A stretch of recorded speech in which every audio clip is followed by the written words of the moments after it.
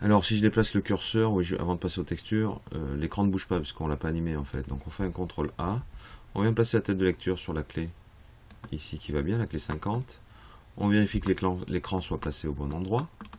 Donc je sélectionne mon écran ici, je masque ma grille, je crée une clé manuelle pour cet écran, et après sur la vue de profil, je viens replacer en activant clé automatique, je viens placer mon écran là où il doit aller, c'est-à-dire ici.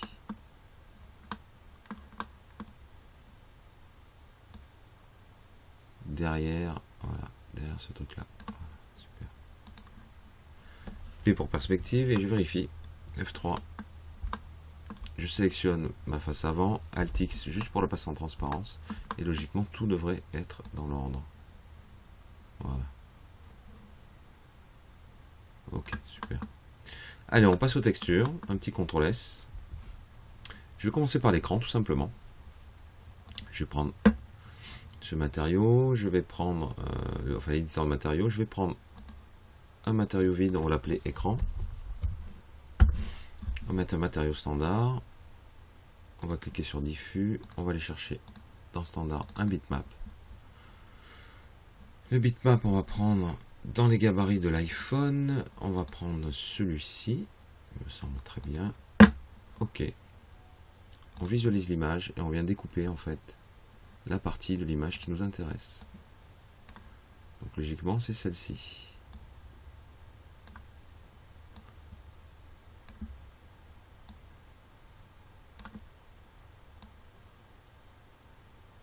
On essaie de maintenir l'homothétie. Hein. On clique sur appliquer. On active l'affichage de la texture dans la fenêtre et on applique la texture sur l'écran. Ensuite, on va tout simplement remonter d'un cran et demander à Max en auto-illume. Pardon, pas ici, autant pour moi, c'est plus haut, c'est là. En auto-illumination, de mettre une auto-illume plein pot, hein, puisque c'est du rétroéclairage. Hein. Logiquement, on n'a pas de souci. Alors je vérifie que le noir se voit pas trop. Alors le noir se voit un peu, ce qui n'est pas gênant. On va tout simplement travailler sur notre écran. Alors, okay, est-ce qu'il est bien sélectionné déjà? On va le sélectionner l'écran.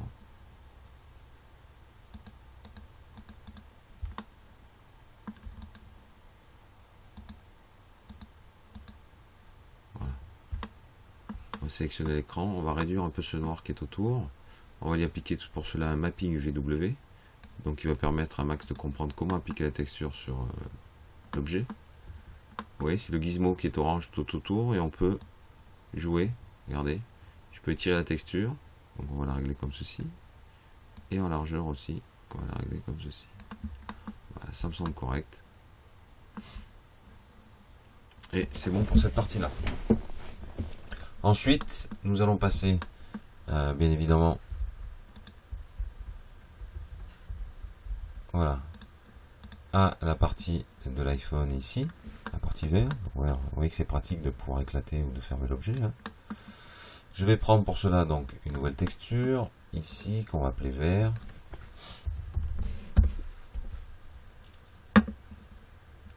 Je vais mettre ici sur ce vert, je vais cliquer sur standard et je vais chercher un Arc Design. Alors l'Arc Design, vous ne pouvez l'obtenir que si vous chargez au préalable dans les paramètres de rendu ici, dans l'onglet commun, tout en bas, affecter rendu.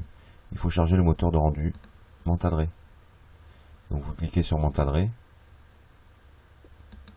Ok, et vous chargez le moteur de rendu Montadré.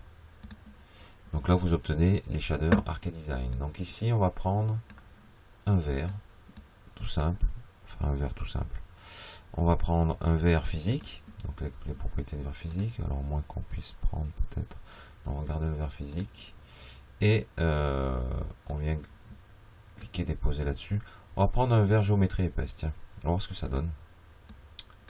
Vert géométrie épaisse, voilà, il y a la réfraction, il y a la réfraction au centre et de la réflexion à l'extérieur. On va voir ce que ça donne, et on verra pour la suite. Ensuite, on vient cliquer ici, toujours un Arc Design. Là, ça sera la coque. On met la couleur qu'on veut. Allez, vous pouvez mettre du noir si vous voulez. Moi, je vais mettre un rouge. par défaut, l'Arcade Design est réflectif ici. Donc on va appliquer ce rouge là-dessus et ce rouge là-dessus.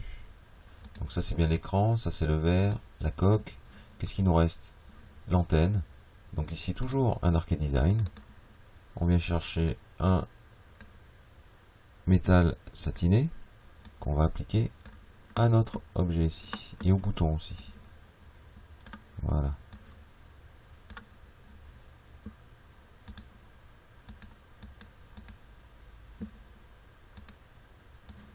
Au bouton plus et au bouton moins. On va quand même mettre un mapping VW pour qu'il puisse, voilà, vous voyez le satiné ce que ça fait sur la réflexion. On va mettre un mapping VW pour qu'il puisse correctement afficher, parce qu'en fait dans le satin je crois qu'il y a une texture quelque part. Non, même pas. Bon, on va voir ce que ça donne. On fait un test de rendu. Oui, c'est quelque chose de vraiment réflectif. On voit que le satin il est un peu foncé. Pourquoi? Tout simplement pour la bonne raison qu'autour de Max en environnement on a du noir. Donc on va tout simplement charger ici dans les textures. Donc on va prendre le satin, on va venir charger dans environnement un bitmap. Alors, on pourrait le mettre dans l'environnement du téléphone, mais bon, c'est ce qu'on va faire en fait, ça sera plus simple. Voilà. Je vais vous faire le rendu ici, environnement. On clique sur la map d'environnement, on charge un bitmap et on va aller chercher dans les maps HDR de Max. Ici. Alors, c'est dans C Programme File pour les 64 bits.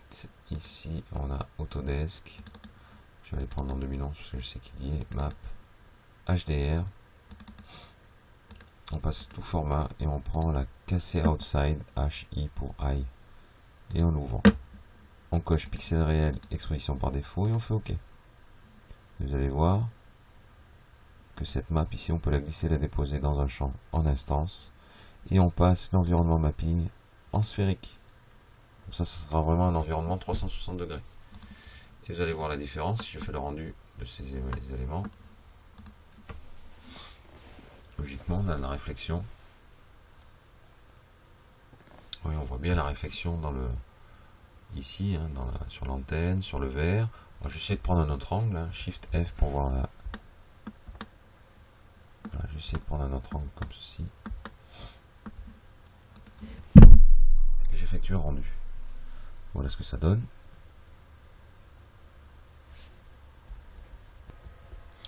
Donc voilà le rendu terminé. Je vais fermer ceci. Je vais mettre l'iPhone en configuration fermée.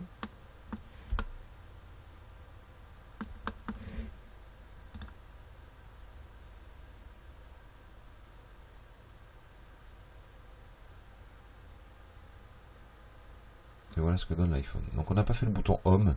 On va faire le bouton Home, comme ça on va voir comment ça fonctionne. Ok, je peux fermer ceci. Un CTRL S et on se retrouve de suite pour le bouton Home.